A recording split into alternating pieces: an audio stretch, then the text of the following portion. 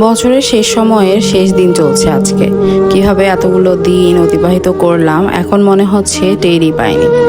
বছরের নতুন কিছু না পেলেও হারানোর বেদনাটা ছিল অনেক তীব্র। এই বছরে আরও একবার আমাকে ধৈর্য ধরা শিখিয়ে দিয়েছে।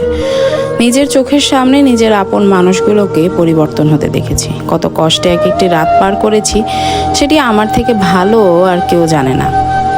এই বছরে আমি কাউকেই তেমন কিছু না দিতে পারলে কষ্ট দিয়েছি অনেক বেশি। এই বছরের কিছু খণ্ডচিত্রই আজকে আপনাদের সাথে শেয়ার করছি। কোনো এক জুমাবারের আয়োজন ছিল এটা।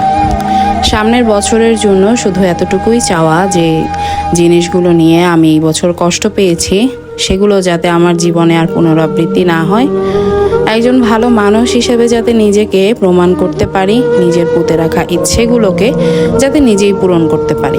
বেলা শেষে কী পেয়েছি আর কি হারিয়েছি সেটার হিসেব কষতে বসবো না, জানি মিলাতেও পারবো না। সর্বোপরি বলতে চাই, সবাই ভালো থাকবেন, আশেপাশের মানুষদেরকে ভালো রাখবেন।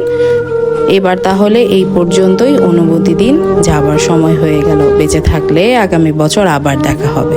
ধন্যবাদ।